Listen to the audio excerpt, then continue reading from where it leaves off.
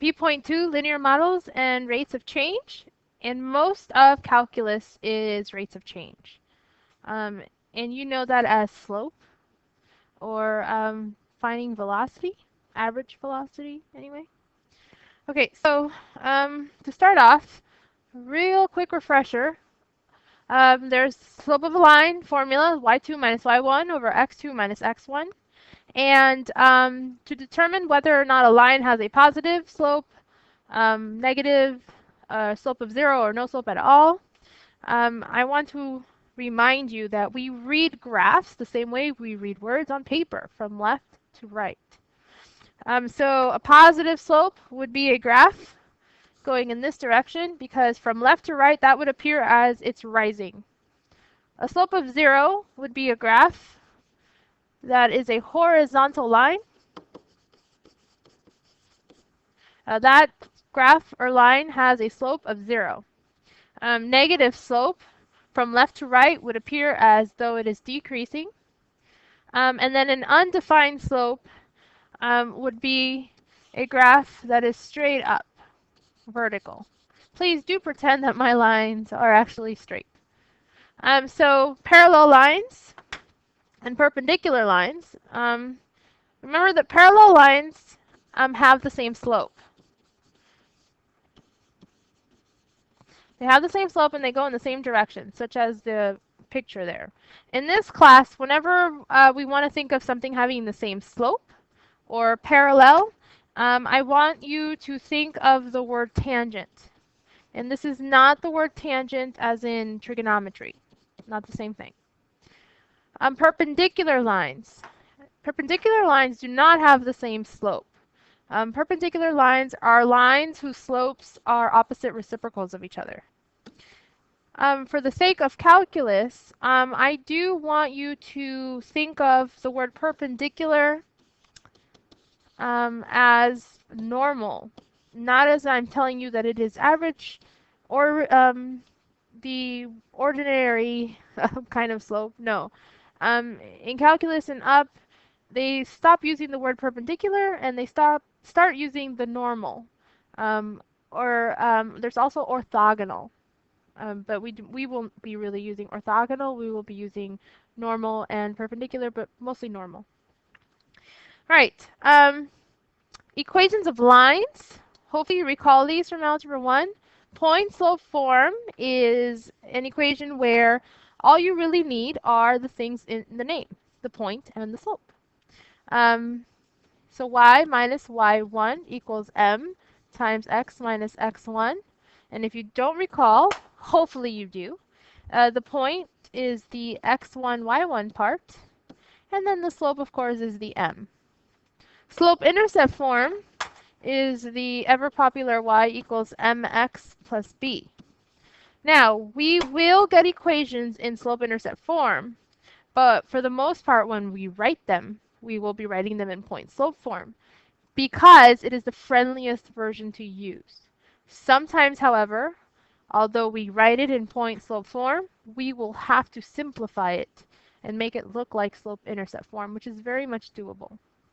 And again, slope-intercept form, you need the slope and the intercept. And the intercept is the y value, basically.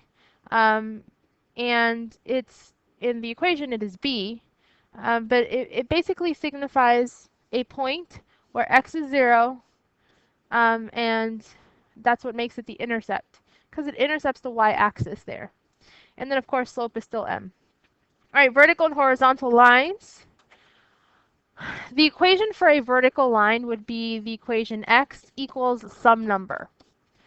For example, if I tell you x equals, I don't know, 4, right? Well, let's make a quick little sketch. 1, 2, 3, 4. There's 4. So that means that the equation, or sorry, the graph is going to look like that. Horizontal lines is an equation that looks like y equals a number. So for example, let's see, y equals -2.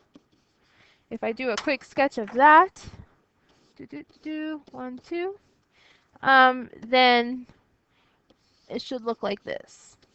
It's a horizontal line at y equals -2. Just like, and now obviously these lines have a slope of 0. The y's have a slope of 0. And then any line that's x equals something has an undefined slope. All right, so that was review.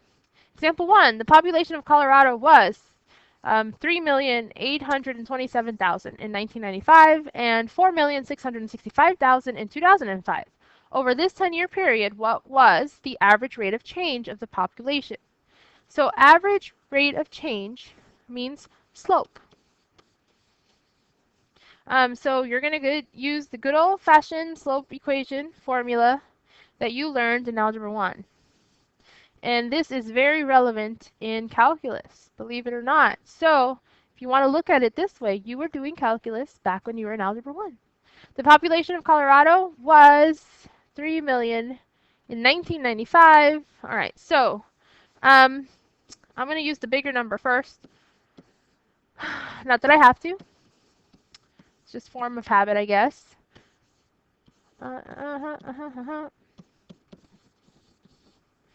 Okay, so basically what I have here are 2 points. The first point, my x value, is 1995. My y value is the amount of people, which was 3 million something. 827,000. Now my second point is 2005, and the amount of people were 4 million something. So these are my x1, y1, and x1, y1, x2, y2. So I'm going to go ahead and plug those in, and that's what I was starting to do.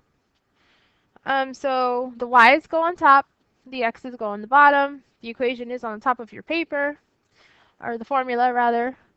So then 2005 minus 1995. Do the simple arithmetic, and we get 838,000 over 10. And then so that divided is 83,800. And this rate of change is people. This is the amount of people that the population changed per year, the average. Right. Example 2, find an equation of the line that has a slope of 3 and passes through the point. Okay, -8, -3. So I have a point and I have my slope. So the best way to write an equation would be to use point-slope form, because these are the 2 things I was provided. So I'll write down the formula very quickly. All right, so plug in. You're plugging in the x1 and y1, and you're plugging in your slope. So this is my x1 and this is my y1, and then my slope is 3. So y minus a -3 equals 3 times x minus a -8. And hopefully in your head you're like, why did she do that? Oh my god, that's a plus. Yes, thank you. Y plus 3 equals 3 times x plus 8. I'm just showing the steps, but yes, please, they're pluses. And this is perfectly fine. This is an equation. This is my answer. Now, for the few times that you will have to, or not few, just it doesn't always have to happen, but when you do actually have to make this into slope-intercept form, all you do is get the y by itself. That's it, ladies and gentlemen. So to start off, I would distribute. So right? 3x plus 24. And then I'm like, well, there's y, but there's a 3. Let me get rid of the 3. So -3, -3, above by 3. And I have y equals 3x plus 21. Now, either one of these is totally and completely acceptable. If this were a free response question, I would have stopped here unless they specified that they wanted it in some sort of format, a specific format. If not, that is perfectly fine. But they're both the same equation. All right, example 3. Now remember, I might be going a little fast, but you can pause, you can rewind. Example 3, determine the equation of a line passing through the point. So in order to find the equation, I need two things. I need a point. I've got two of those. No problem. But I also need a slope. I do not have the slope. So I need to find it.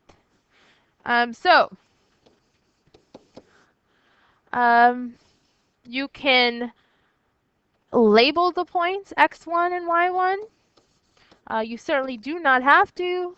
If this were my geometry class, I would totally be like, please label them so you don't mess up, but we're calculus. We can do this, right?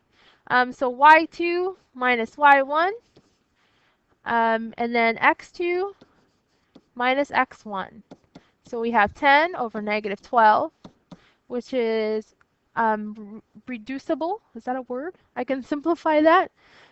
2 goes into both, so negative 5 over 6. And there is my slope. Now that I have my slope, I can go eeny, meeny, miny, mo with the points. It really does not matter which one I use. I'm going to go ahead and use the first one. So y minus y1, which is a negative 1, so now it's positive 1, equals negative 5 over 6 times x minus 5. And this is a perfectly acceptable format. I do not have to make it slope-intercept form unless you really, really, really want to. All right, example 4. Find the equations of the lines that pass through the point 2, negative 1, and are A, parallel to 2x minus 3y equals 5, and B, perpendicular to the line 2x minus 3y equals 5. Now, I did make this a little easy by using the exact same equation, right? Now, let's reverse here. In order to write an equation, I need two things. I need a point, and I need a slope. I've got my point. Check. I do not have a slope. But they did supply me with an equation, and I have to either be parallel or perpendicular to this said equation. Now, the equation as is not friendly. I cannot tell what the slope of that equation is.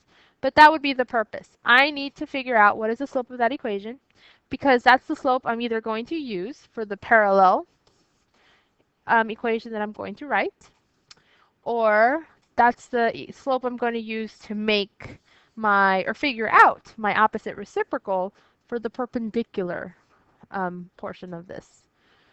So to start off, we're going to need to do this for both, so I'm just doing it once. I'm going to have to solve this for y, because in slope-intercept form, which is what I'll end up with if I solve this for y, I can tell you where the slope is. Look, it's right here. Slope is right there. So if I can figure out what the slope is, this is just that much easier. So I got to do that first. So very quickly, use your powers of algebra and arithmetic and get the y isolated by itself. So let's see. Let's add 3y to both sides. Why not? So 2x equals 5 plus 3y. Now, you must be like, why is she putting the y on the right? It really doesn't matter. The only reason I did that was because the y was already negative, and if I moved it, I made it positive. And we wanted to make it positive. You didn't have to do that. You could have subtracted 2x. You would have had two negatives, and then you would just had to cancel them out at the end. Okay, so to get rid of the 5, I must subtract. So 2x minus 5 equals 3y. And now we're almost done, except for that little 3 there. He's got to go bye-bye. Currently, he's being multiplied with the y, so in order to get rid of him, I must divide. Oy. So divide by 3, and then this whole other side needs to be divided by 3. So now y equals 2/3 x minus 5/3. Now looking at this equation, I should be able to tell you the slope is 2/3. Okay, this is my slope, the number in front of the x.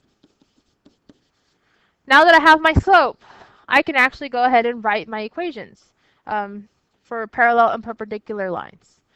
So again, we're finding the equation, we're writing it, of the line that passes through the point, 2, negative 1, and is parallel to this line. So parallel means they have the same slope. So y minus y1 is going to be my negative 1 right here. Hello. So minus a negative 1 is positive. Equals my slope, which is 2/3.